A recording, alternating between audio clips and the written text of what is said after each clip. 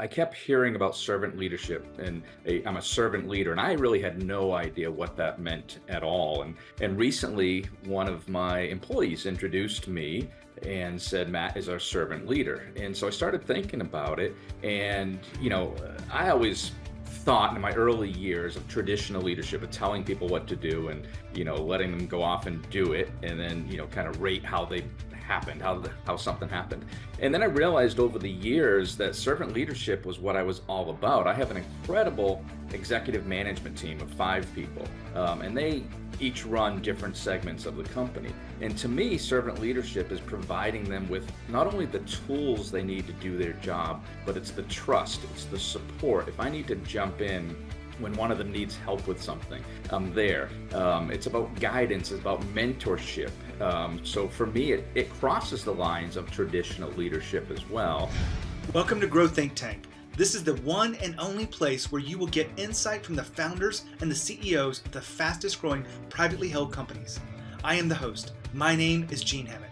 I help leaders and their teams navigate the defining moments of their growth. Are you ready to grow? Today, we look at effective servant leadership. We also look at what happens when you take servant leadership too far. And that is with our special guest today, the CEO of HRchitect. They've recently made the Inc. list, and we're with Matt Lafata. Matt and I really dive into servant leadership, where it came from for him, what actually are some of the elements of taking it too far. You can take servant leadership too far, but this, why is it necessary in today's world to be a servant leader, and how do you do that in the most effective way possible? So effective servant leadership is today's conversation. My name is Gene Hammett. I'm an executive coach. We also do leadership development. We work with fast growth companies like the Inc. 5000 and other companies that are growing at breakneck speed and even put up with a lot of chaos along that journey, because things change at a much faster pace for our clients and for you probably listening in, that you want to make sure that you're proactive and that you really are being the leader that you need to be. But you also are developing more leaders around you, because in my claim is your company will begin to hit a resistance point of growth when your leadership isn't in alignment and optimized the way it should be. So effective servant leadership is our topic today. But if you are, want to know where you're really kind of getting in the way, or what's really happening with you, happy to chat with you. And if you want to join a conversation that we have with other guests that have been on the show before, or listeners, you can come to corelevation.com/virtual conversations. Once a month, we put out a topic. We get together and talk about it. What's working, what's not working, and we really try to understand it together. And that is something we do. If you want to join us, go to corelevation.com/virtual conversations. Now, here's the interview with Matt. Hey, Matt, how are you? Fantastic. How are you, Gene? I am rocking and rolling today. It's been an incredible few days here, but I'm really excited to have this interview with you, Matt. Same here. Looking forward to it. Love talking about what we do. I've already let our audience know what we're going to be talking about today, and servant leadership is a big part of that topic, but we'd love for you to tell us about your company, HRchitect. Sure. So HRchitect is an HR technology consulting company. We've been around 27 years. And what does that mean? What do we do? We help companies pick HR software, the right software for their company, and then we help them set it up, help them implement it, help them train their people how to use it, because everybody in the world today is trying to figure out how to better hire, manage, and fire through the use of technology, and we're there to help them. Well, it is very true. A lot of people are trying to figure out, how do we stay ahead of the curve and stay ahead of what's going on. But you do the technology side. I don't know if AI is impacting your world, but I'm just curious, or is that something you guys are exploring? Yeah, there's no question it will impact our world. So we don't produce the software. We work with existing companies that are out there to set up their software. Mhm. And every major HR software vendor today is trying to figure out how AI works for what they do. So I don't think anybody's really figured it out yet, but everybody's talking about it. We're keeping tabs on it. It's as you know, just a dynamic changing thing. So it'll definitely transform how things work. But HR is all about people as well. So you got to take the human element always into anything we do. Well, you're in good company here, because we talk a lot about people and about technology and culture. Today, we're looking at what made your company grow at the rate it's grown over the last few years? And you talked about servant leadership. What is your definition of servant leadership? So, it's interesting, Gene. I kept hearing about servant leadership, and I'm a servant leader, and I really had no idea what that meant at all. And recently, one of my employees introduced me and said, "Matt is our servant leader." And so I started thinking about it, and I always thought in my early years of traditional leadership of telling people what to do and letting them go off and do it, and then kind of rate how they happened, how something happened. And then I realized over the years that servant leadership was what I was all about. I have an incredible executive management team of 5 people, and they each run different segments of the company. And to me, servant leadership is providing them with not only the tools they need to do their job, but it's the trust, it's the support. If I need to jump in when one of them needs help with something, I'm there. It's about guidance, it's about mentorship. So for me, it crosses the lines of traditional leadership as well, giving them a lot of leeway in how they manage what it is they do. But if I need to jump in, somebody's like, "Oh, I really need help here," or they need a lending, an ear to listen to, something that's going on. I'm there for them.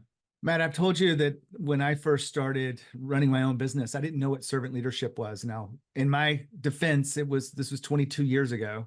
Yeah. And I don't know when the term was coined, but it wasn't as popular then as it is now. But 22 years ago, I remember talking to my first coach. Her name was Linda. And I felt like more of a firefighter than a CEO. Yeah. And my question behind this is, can you take servant leadership too far? Because I know what my experience was in how I wanted to serve and show up for my team. Mhm. But can you take it too far?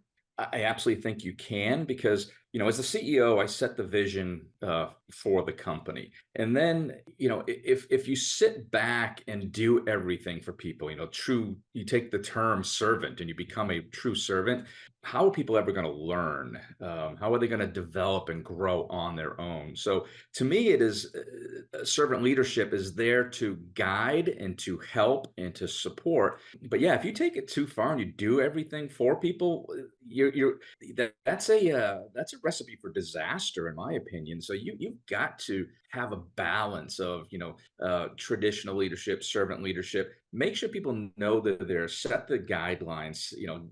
Guide them to where you want to go. Be that mentor, but make sure they know that if they need anything, you are there for them.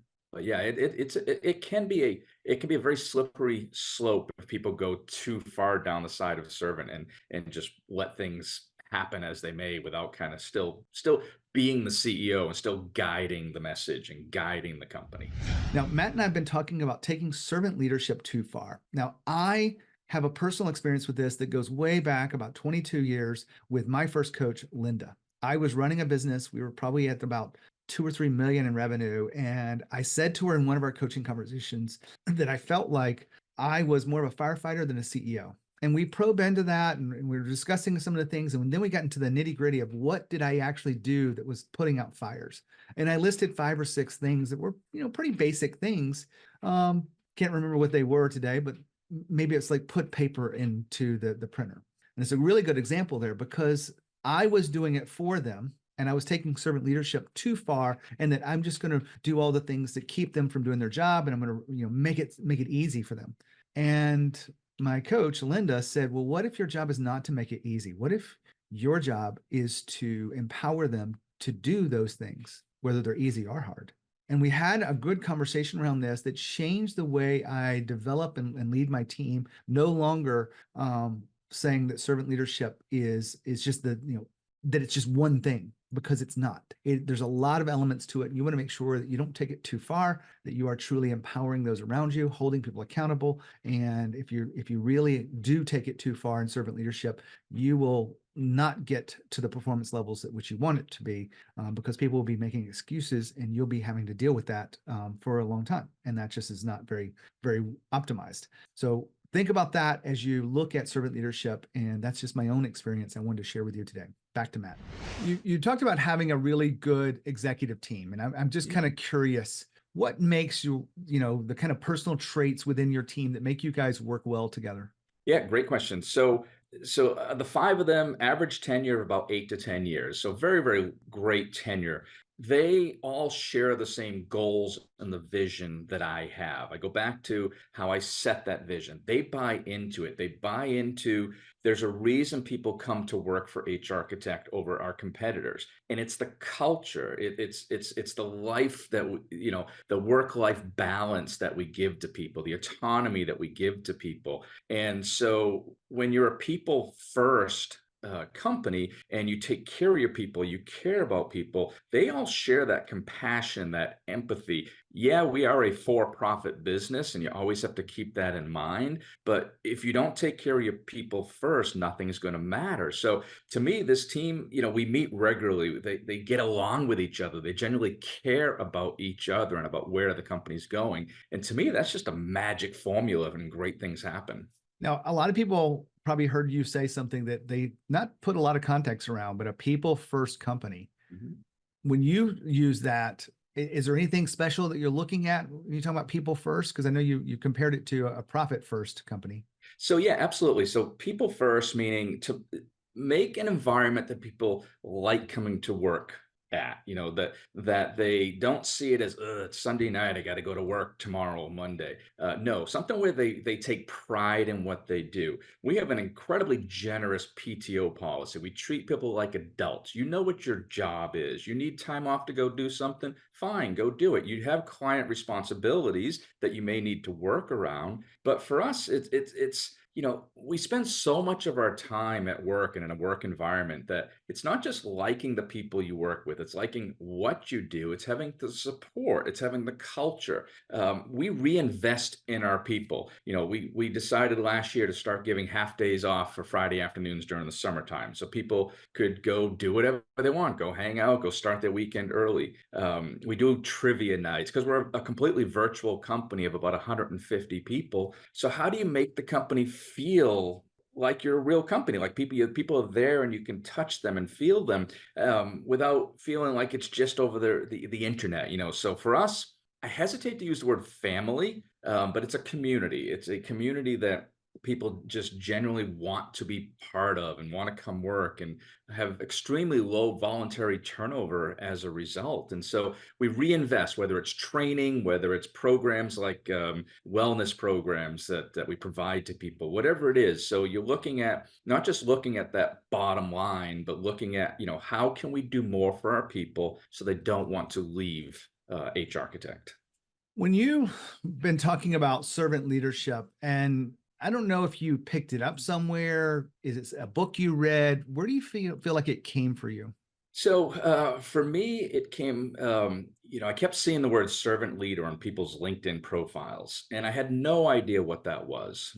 But I knew what the word servant means, to serve. And like I said, so somebody introduced me as their servant leader. So I just looked it up. I read some stories, read some articles about how servant leadership came into play, and how it differs from traditional leadership. And it just clicked for me, Gene. It just kind of said, well, this is who you are. This is what you're doing anyway. And so I never had any formal training on servant leadership. Nobody told me what it meant to be a servant leader. It just happened because it's who I am. I care about people. I care about a service that we provide. And in order to do that, in order to take the way I feel and spread that throughout the company, to me, that's service, servant. And so if, yeah, I never read anything formal on, never read a book on. I'm sure there's tons of books out there, but it just came natural. Well, I want to ask you about a visual component of this, because if I were walking around your office, and I don't know if I'm peeking into executive meetings, and I know this sounds weird, like I'm a spy or something, but what would we see as it relates to servant leadership across your organization? Oh, good question. And I'm not sure I can define that, because for me, it's letting people be who they are, meaning everybody knows where the company's going. Everybody knows what's important to the company. We put a lot of stock in our reputation and client reviews, five-star client reviews. And so, but we don't put people into a box. I want their personalities to come out when they're talking to our clients, when they're working with clients. And so for me, it's giving people Set the vision, set the goals, give them the freedom to do that, deal with the exceptions if needed, be there, not just me as a CEO, but my entire management team and the managers underneath them all believe in the same thing, that we are here to support everybody in this journey. And so I think if you went around, and again, I said we're a 100% virtual company. So if you went around and looked at everybody's office, I think you would find things that match their personality. We did a scavenger hunt game one time where everybody had to find objects on their desks or in their office and stuff like that. So the people kind of got to know people a little bit more about what it is that makes them tick outside of working on projects for clients. Now, I asked Matt about seeing servant leadership, and I get it. It's a little bit of a curveball question. So here's what I see in organizations that have really good servant leadership. What you will see is coaching conversations. Now, let me explain what it is and what it isn't. A coaching conversation isn't you telling someone what to do next. A coaching conversation is you having a conversation, asking questions, and having the kind of dialogue where they decide what's next and they are committed to it and they take ownership of that. They're not blaming others, they're moving forward with confidence. And when you have that present inside of an organization, you really have something special.